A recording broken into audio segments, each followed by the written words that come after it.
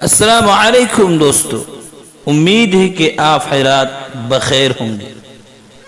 محترم سامعین کرام، ہر بار کی طرح آج بھی میں ایک ایسے ویڈیو کو لے کر حاضر ہوا ہوں جو بہت ہی پاورفل ہے۔ میں یہ کوشش کر رہا ہوں کہ میرے ویڈیو کو دیکھنے والوں کی دعا کیسے قبول ہو جائے۔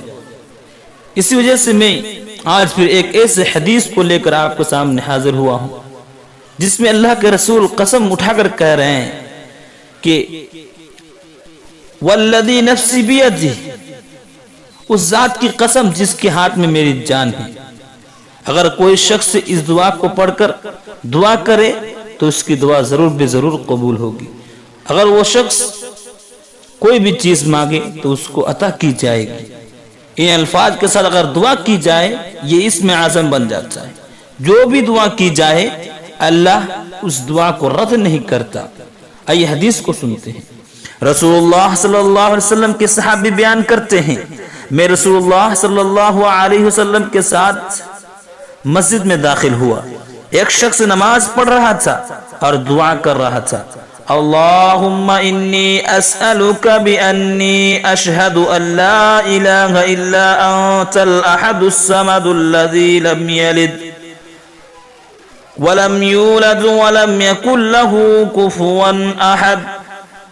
اس دعا کے ساتھ وہ دعا کر رہا تھا، ان الفاظ کے ساتھ اس نے دعا کی تو اللہ کے رسول صلی اللہ علیہ وسلم فرمانے لگے والذی نفسی بیدہ لقد سألہ باسم الاعظم الذی اذا سئل به اعطا واذا دعی به عذاب۔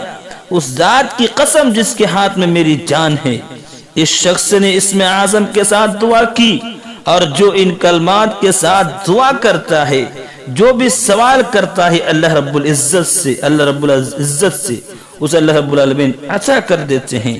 جو بھی دعا کرتا ہے اللہ رب العزت سے اس کی دعا کو قبول فرماتا ہے۔ جو بھی وہ شخص دعا کرتا ہے چاہے کسی بھی طرح کی دعا ہو، اللہ رب العالمین اس کی دعا کو قبول فرماتا ہے۔ تو میں تمام اس ویڈیو کو دیکھنے والوں سے گزارش کروں گا کہ آپ اس دعا کو جب بھی دعا کرنے کے لیے بیٹھیں ہاتھ اٹھائیں، اللہ رب جب بھی آپ دعا کرنے کی کوشش کریں تو آپ اس اسم اعظم کے ساتھ دعا کریں، انشاءاللہ اللہ رب العالمین آپ کی دعا کو قبول کرے گا۔ آپ کو کوئی بھی چیز کی طلب ہو انشاءاللہ اللہ رب العالمین آپ کو عطا کرے گا۔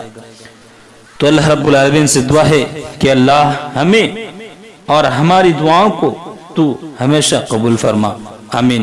السلام علیکم ورحمۃ اللہ وبرکاتہ۔